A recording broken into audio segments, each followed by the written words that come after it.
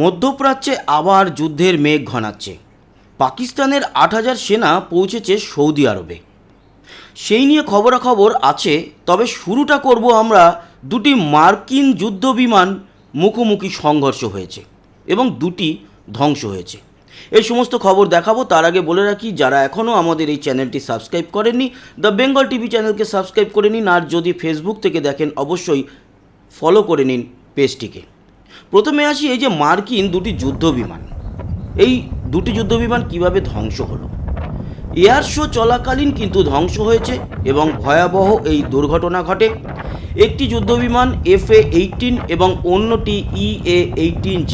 এই ঘটনাটি ঘটেছে আইডাহো প্রদেশের মাউন্টেন হোম এয়ারফোর্স বেসে। সেখানে একটি এয়ার শো চলছিল, কসরত দেখাচ্ছিল দুটি যুদ্ধবিমানই। দুটি যুদ্ধবিমানের মধ্যে দুজন করে 4 জন পাইলট ছিলেন। তারপরেই হঠাৎ করে দেখা যায় দুটি যুদ্ধবিমান খুব কাছাকাছি এসে পড়ে এবং প্রচুর মানুষ সেখানে ছিলেন। সেই প্রচুর মানুষের সামনেই দুটি যুদ্ধবিমানের মধ্যে ধাক্কা লাগে, সংঘর্ষ হয় এবং দুটোতেই কিন্তু আগুন ধরে যায়। তবে হ্যাঁ, এই খারাপ ঘটনার মধ্যেও একটা ভালো যে দিক, দুই পাইলট মানে দুই 4 জন পাইলটই সফলভাবে এজেক্ট করে বেরিয়ে যান এবং প্যারাশুট খুলে তারা মাটিতে নেমে আসেন। ফলে জীবনহানি ঘটেনি। জীবনহানি আরও অন্যভাবে ঘটতে পারত। তার কারণ এই এয়ার শোয়ে প্রচুর দর্শক ছিলেন, তারাও কিন্তু দেখছিলেন। গ্যালারিতে দর্শক আসনে প্রচুর মানুষ, যদি তাদের উপরেও ভেঙে পড়তো তাহলেও ভয়ঙ্কর হয়ে যেতে পারত আরও। তবে আপাতত দুটো যুদ্ধবিমান হারালেও কোনো প্রাণহানি হয়নি, এটাই একটা ভালো দিক। পরের যেই বিষয়টা সেটাই আসি। ৮,০০০ পাকিস্তানি সেনা পাঠানো হয়েছে সৌদি আরবে। সৌদি আরবের সঙ্গে একটি চুক্তি আছে। অনেকেই মনে করছে যে এবার তাহলে সৌদি আরব পাকিস্তানি সেনার মদত নিয়ে ইরানের উপরে হামলা চালাবে। তার কারণ যখন আমেরিকা ইসরায়েল বনাম ইরানের যুদ্ধ চলছিল, সেই সময় একটা ইসলামিক ন্যাটো গঠনের কথা উঠে এসেছিল।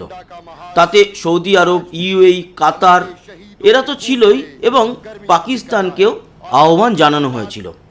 তখন অতটা সাড়া না মিললেও ৮,০০০ সেনা পাঠিয়ে পাকিস্তান প্রমাণ করলো যে ইসলামিক ন্যাটোর পাশাপাশি তারা দাঁড়াতে চায়।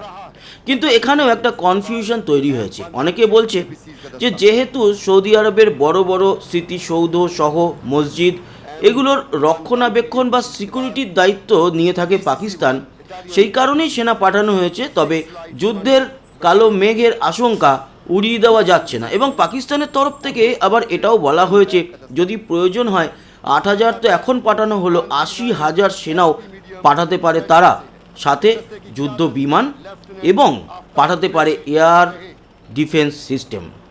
এখন দেখা যাক এই বিষয়টা কোন দিকে যায়। ডোনাল্ড ট্রাম্প তো মাঝে মাঝেই হুমকি দিচ্ছে, চমকি দিচ্ছে, কিন্তু যুদ্ধ আপাতত স্থগিত। তবে কতদিন স্থগিত থাকবে এটাও কিন্তু এখন একটা আলোচনার বিষয়বস্তু। অন্য একটা খবরে যাব। গদর বন্দর মানে পাকিস্তানের যে গদর পোর্ট আছে, সেই পোর্ট একেবারেই চীনের দখলে। কিন্তু সেই গদর পোর্টের বিনিময়ে একটি ব্ল্যাকমেল শুরু করেছে পাকিস্তান। তারা কি বলছে, এই গদর যে পোর্ট তারা চীনকে চালাতে দিয়েছে এবং তারা চালাক, কোনো আপত্তি নেই, কিন্তু তার বদলে তাদের নিউক্লিয়ার সাবমেরিন দিতে হবে। নিউক্লিয়ার অ্যাটাক সাবমেরিন ভারতের কাছে আছে কিন্তু পাকিস্তানের কাছে নেই। নিউক্লিয়ার অ্যাটাক সাবমেরিন পেলে পাকিস্তান অনেকটা ক্ষমতাশালী হবে। তার কারণ গ্রাউন্ড থেকে এই পরমাণু বোমা নিক্ষেপ করার পর যদি সেই গ্রাউন্ড স্টেশনগুলোতে হামলা হয়ে যায়, পাকিস্তানের হাত বাঁধা থাকবে, কিছু করতে পারবে না। কিন্তু যদি সেকেন্ড স্ট্রাইক এই নিউক্লিয়ার অ্যাটাক সিস্টেম পায় সাবমেরিনের মাধ্যমে, তাহলে তারা কিন্তু অ্যাটাক চালাতে পারবে অন্য দেশে। তবে চীন এই ব্ল্যাকমেলে ভোলেনি। চীন কিন্তু মুখের উপরে না করে দিয়েছে এবং তারা জানিয়েছে কোনো ব্ল্যাকমেলের কাছে তারা নথি স্বীকার করবে না এবং তারা পাকিস্তানকে দিতে পারবে না কোনো রকমভাবেই এই ডুবোজাহাজ যা নিউক্লিয়ার চালিত এবং নিউক্লিয়ার যে অস্ত্র বা ক্ষেপণাস্ত্র ছুটতে সক্ষম সেরকম কোনো সাবমেরিন তারা দেবে না।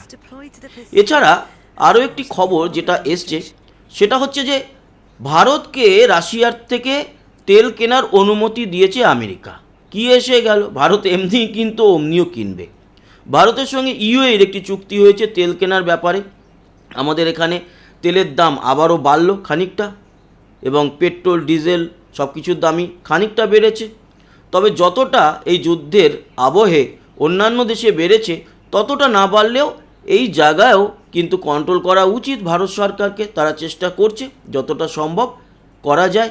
তবে হ্যাঁ, এটুকুও বলতে পারি, দাম বাড়লেও এখনও পর্যন্ত যে অভাব তৈরি হয়েছে সেরকমটা নয়, অ্যাভেলেবেল একটু দাম বেড়েছে। বাংলাদেশ কিংবা পাকিস্তানে তো পাওয়াই যাচ্ছে না, ভারতে পাওয়া যাচ্ছে। দাম একটু বাড়লেও আশা করব আমাদের সরকার আগামী দিনে অন্যান্য দেশের সঙ্গে চুক্তির মাধ্যমে এই পেট্রোল এবং ডিজেলের দাম আরও কন্ট্রোলে এনে আমাদের সাধারণ মানুষের যাতে সহায়তা হয় সেদিকে নজর রাখবেন।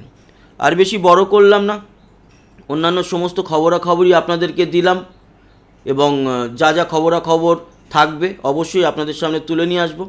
আবারও যাওয়ার আগে বলে যাই, সাবস্ক্রাইব করে সঙ্গে থাকুন, লাইক আর শেয়ার অবশ্যই করবেন, কমেন্ট বক্সে আপনার গুরুত্বপূর্ণ মতামত জানাবেন।